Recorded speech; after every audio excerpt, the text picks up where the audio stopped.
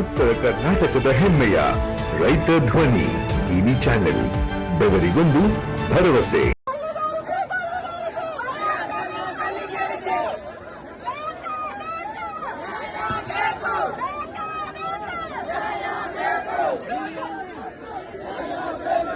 ನಾವು ಅತ್ಯಂತ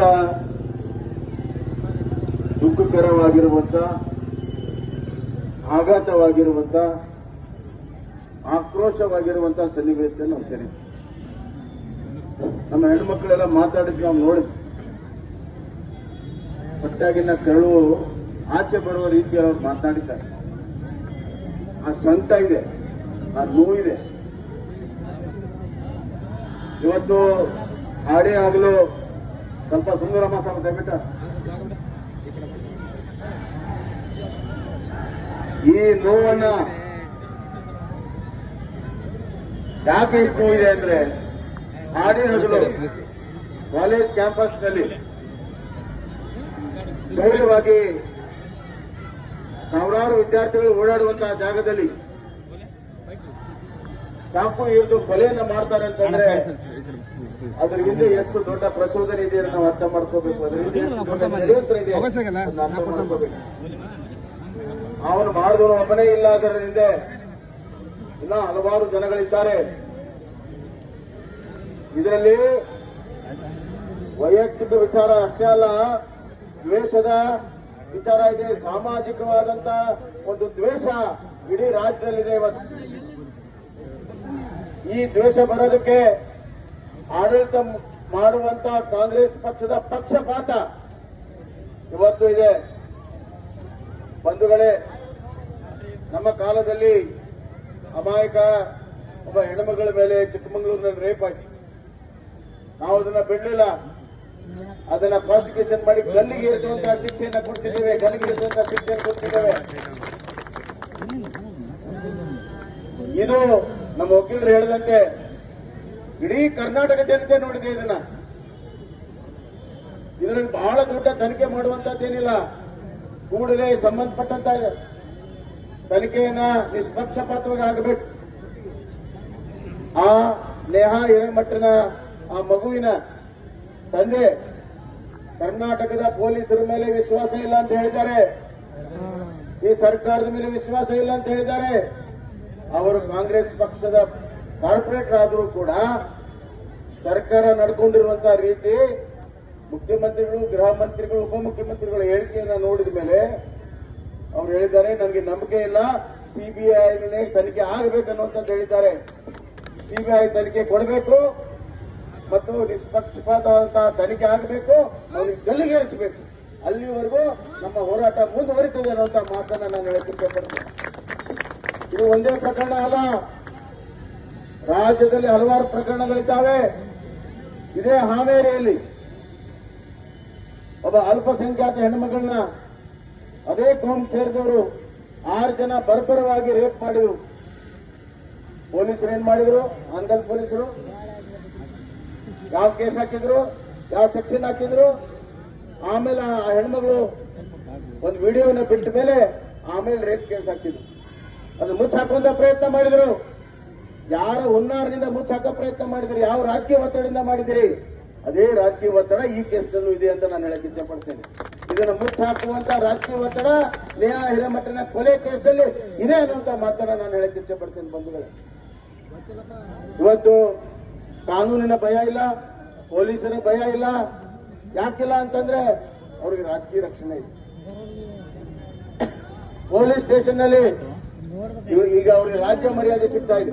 ರಾಜ್ಯ ಮರ್ಯಾದೆ ಏನೇ ಮಾಡಿದ್ರು ಕೂಡ ತಪ್ಪಿಸ್ಕೋಬಹುದು ಅನ್ನುವಂತ ಭಾವನೆ ಅವ್ರಿಗೆ ಬಂದಿದೆ. ಅಷ್ಟೇ ಅಲ್ಲ, ಪೊಲೀಸ್ ಸ್ಟೇಷನ್ ಸೆಟಲ್ಮೆಂಟ್ ಸೆಂಟರ್ ಆಗಿದ್ದಾವೆ. ಸೆಟಲ್ಮೆಂಟ್ ಸೆಂಟರ್ ಆಗಿದ್ದಾವೆ. ಜಂಗಲ್ ರಾಜ್ಯ ಕರ್ನಾಟಕದಲ್ಲಿದೆ. ಕೆಜಿಹಳ್ಳಿ, ಡಿಜಿಹಳ್ಳಿಯಲ್ಲಿ ನಡೆದಂತಹ ಘಟನೆಯಲ್ಲಿ ನಾನು ಗೃಹ ಸಚಿವನಿದ್ದೆ. 300 ಜನರನ್ನ ನಾವು ಕೇಸ್ ಹಾಕಿ 1-1.5 ವರ್ಷ ಜೈಲು ಕಳಿಸಿದಾಗ ಕಾಂಗ್ರೆಸ್ ಶಾಸಕರೊಬ್ಬರು ಲೆಟರ್ ಬರೀತಾರೆ, ಅದರಲ್ಲಿ ಅಮಾಯಕರಿದ್ದಾರೆ, ಅವ್ರನ್ನ ಬಿಡುಗಡೆ ಮಾಡಿ. ವಿಡಿಯೋದಲ್ಲಿ ಪೊಲೀಸ್ ಸ್ಟೇಷನ್ ಮೇಲೆ ದಾಳಿ ಮಾಡಿ ಬೆಂಕಿ ಹಚ್ಚಿದವ್ರನ್ನ ಅಮಾಯಕರು ಅನ್ನುವಂತ ಮಾತನ್ನು ಕರೀತಾರೆ. ಈ ತರ ಸಮಾಜಘಾತಕ ಶಕ್ತಿಗಳನ್ನು ಅಮಾಯಕರಂತ ಸರ್ಕಾರ ಸರ್ಟಿಫಿಕೇಟ್ ಕೊಡೋದಾದ್ರೆ ಕಾನೂನು ಸುವ್ಯವಸ್ಥೆ ಆಗಿರುತ್ತೆ. ಬಂಧುಗಳೇ, ಇದು ನಮ್ಮ ಅಕ್ಕ ತಂಗಿಯರ, ನಮ್ಮ ಹೆಣ್ಣು ಮಕ್ಕಳ, ನಮ್ಮ ಮಕ್ಕಳ ಪ್ರಶ್ನೆ ಇದೆ. ನೇಹಾ ಹಿರೇಮಠ ಕೇವಲ ಯೋಗಿ ಹಿರೇಮಠನ ಮಗಳಲ್ಲ, ನಮ್ಮ ಮಗಳು, ನಮ್ಮೆಲ್ಲರ ಅಕ್ಕ ತಂಗಿಯರು, ಇಲ್ಲಿ ಹುಡುಗರ ಅಕ್ಕ ತಂಗಿಯರು, ನಮ್ಮ ಮಕ್ಕಳು. ಇವತ್ತು ಇದಾದಕ್ಕಿಂತ ಏನಾದ್ರೂ ಸರ್ಕಾರ ಅವ್ರಿಗೆ ಬೆಂಬಲ ಕೊಟ್ರೆ ಇಡೀ ರಾಜ್ಯದಲ್ಲಿ ಇಂಥ ಘಟನೆಗಳು ನಡೀತವೆ, ಇಡೀ ರಾಜ್ಯದಲ್ಲಿ ನಡೀತವೆ. ನಮ್ಮ ವಕೀಲರು ಸರಿಯಾಗಿ ಹೇಳಿದ್ರು, ಒಂದೇ ಕೋಮಿನ ಹೆಣ್ಮಕ್ಳು ಯಾಕೆ ಸಾಯ್ತಾರೆ, ಒಂದೇ ಕೋಮಿನ ಹೆಣ್ಮಕ್ಳು ಯಾಕೆ ಬಲಿ ಆಗ್ತಾ ಇದ್ದಾರೆ, ಅರ್ಥ ಮಾಡ್ಕೋಬೇಕು. ಇದರ ಹಿಂದೆ ಬಹಳ ದೊಡ್ಡ ಷಡ್ಯಂತ್ರ ಇದೆ. ಇದು ನಮ್ಮ ಅಸ್ತಿತ್ವದ ಪ್ರಶ್ನೆ ಇದೆ, ನಮ್ಮ ಭವಿಷ್ಯದ ಪ್ರಶ್ನೆ ಇದೆ. ಎಬಿವಿಪಿ ಮಕ್ಕಳು ಎಷ್ಟೇ ದೊಡ್ಡ ಸಂಘಟನೆ ಇದ್ರು ರಾಜಕಾರಣಕ್ಕೆ ಬರಲ್ಲ. ಅವರು ವಿದ್ಯಾರ್ಥಿಗಳ ಹಿತಚಿಂತನೆ ಮಾತ್ರ ಮಾಡ್ತಾರೆ, ಅವ್ರಿಗೋಸ್ಕರ ಧ್ವನಿಯನ್ನು ಎತ್ತಾರೆ. ಆದ್ರೆ ಇವತ್ತು ಆಕ್ರೋಶಗೊಂಡು ಇವತ್ತು ಬಂದಿದ್ದಾರಂದ್ರೆ ಎಷ್ಟು ದೊಡ್ಡ ಅಗ್ನಿಯ ಕುಂಡ ಅವರ ಮನದಲ್ಲಿದೆ ಅನ್ನೋದು ಅರ್ಥ ಮಾಡ್ಕೋಬೇಕು. ವಿಶೇಷವಾಗಿ ನಮ್ಮ ಹೆಣ್ಣುಮಕ್ಕಳು, ನಮ್ಮ ಮಕ್ಕಳು ಬಹಳ ಬಂದಿದ್ದಾರೆ. ನಾನು ಎಲ್ಲಿ ಹೋದ್ರು, ನಾನು ಎಲ್ಲೆಲ್ಲಿ ಪ್ರವಾಸ ಮಾಡ್ತೀನಿ, 18, 20, 25 ವರ್ಷ ಹೆಣ್ಮಕ್ಳು ಮುಂದೆ ಬರ್ತಾರೆ, ಯಾವತ್ತೂ ಬಂದಿರಲಿಲ್ಲ. ಬಂದು ಸರ್ ಅವನಿಗೆ ಗಲಿ ಶಿಕ್ಷೆ ಆಗ್ಬೇಕು, ಮರಣದಂಡನೆ ಆಗಬೇಕು ಅಂತ ಹೇಳಿ ಎಲ್ಲ ಕಡೆ ಒತ್ತಡ ಮಾಡ್ತಾ ಇದ್ದಾರೆ. ಅಷ್ಟು ಆಕ್ರೋಶ ಇದೆ ಇವತ್ತು. ಇದನ್ನ ರಾಜ್ಯ ಸರ್ಕಾರ ಅರ್ಥ ಮಾಡ್ಕೋಬೇಕು.